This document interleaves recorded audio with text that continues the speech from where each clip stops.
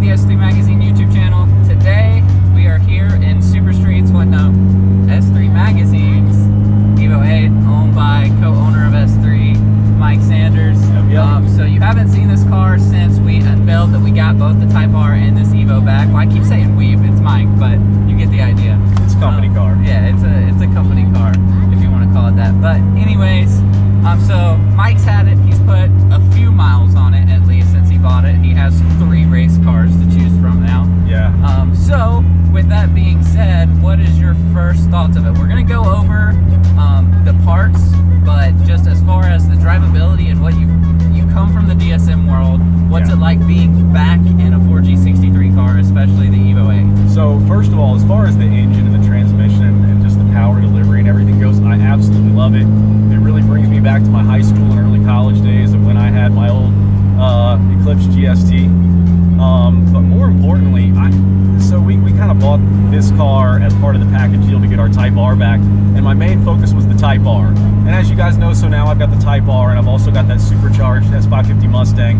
And I really thought the Evo is going to be the kind of the car I don't really care about.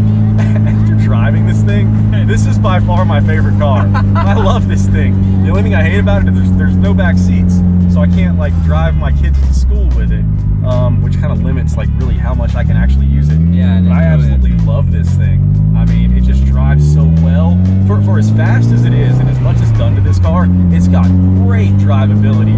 Gary Castillo really did a great job putting this thing together. I look forward to really, building on what he's kind of already laid out for us as a platform here. I wasn't sure what we were going to do with this car when we first got it. But now that I've driven it, I really kind of want to make this thing a track car, like a legit go out to Road Atlanta and really compete kind of thing. Yeah, have fun. Have fun, still make it streetable, but mostly a race car. Something you can drive to the track and drive home. Especially Mike lives like 5 minutes from Road Atlanta. Oh yeah, man! This past weekend was Petit Le Mans, so we heard the cars running all weekend long. It was awesome. I mean, this car is so gnarly. It makes all the good noises. It's got all the power, all the torque. Turbo's a little bit laggy. Maybe we'll try to go with like a Borg Warner.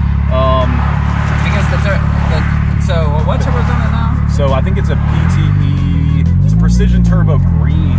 It's green or red, I don't remember. All right, so we talked a little bit about what it's like having owned the car for this period of time. Now let's talk a little bit about what's actually done to it. So do you know what all Super Street did to this car? So I didn't watch all of their videos, and I didn't get a full mod list or anything, so I'm just kind of going off of what I've found so far and kind of what I've seen and heard talking to those guys.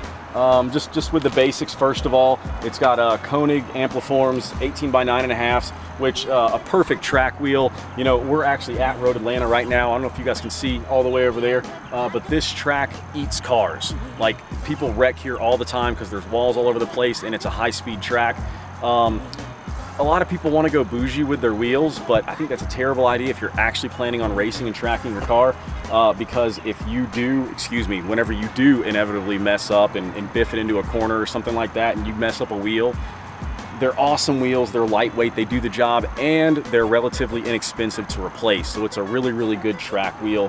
What else is done to this thing? It's got KW coilovers. I think it's got all the Mishimoto cooling goodies, front mount intercooler. I know it's got a Precision Turbo on it. It's got Sparco seats. It does have the full 3-inch exhaust all the way back.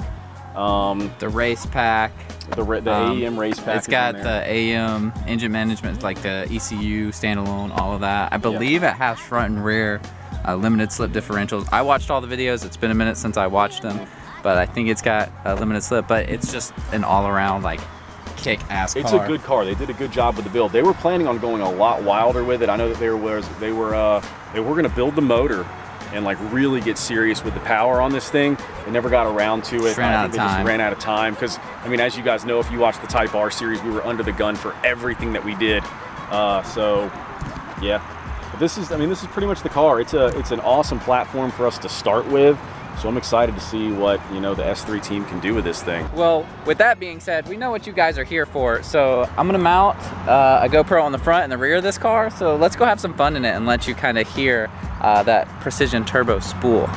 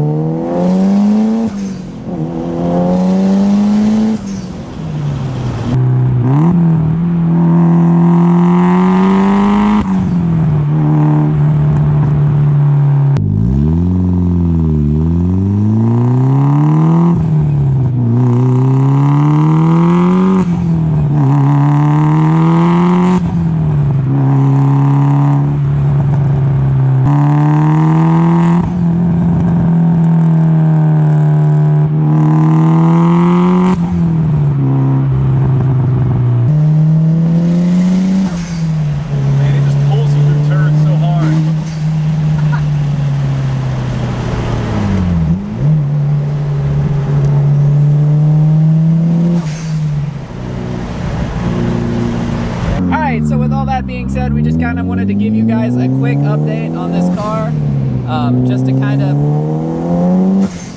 let you know that it's still here. Mike hasn't done anything with it. I mean, there's still stuff in here from Speedring over a year ago. So if you like this Evo and you want to see more and you want to witness more of us figuring out all the crap that Super Street did to this thing, then go ahead and click the subscribe button. Check us out at www.s3mag.com. You can get a 2-year subscription to the magazine for 20 bucks plus a free t-shirt that neither one of us are wearing. It's cool though. So other than that, guys, thank you for watching. We will see you next time. Have a great day.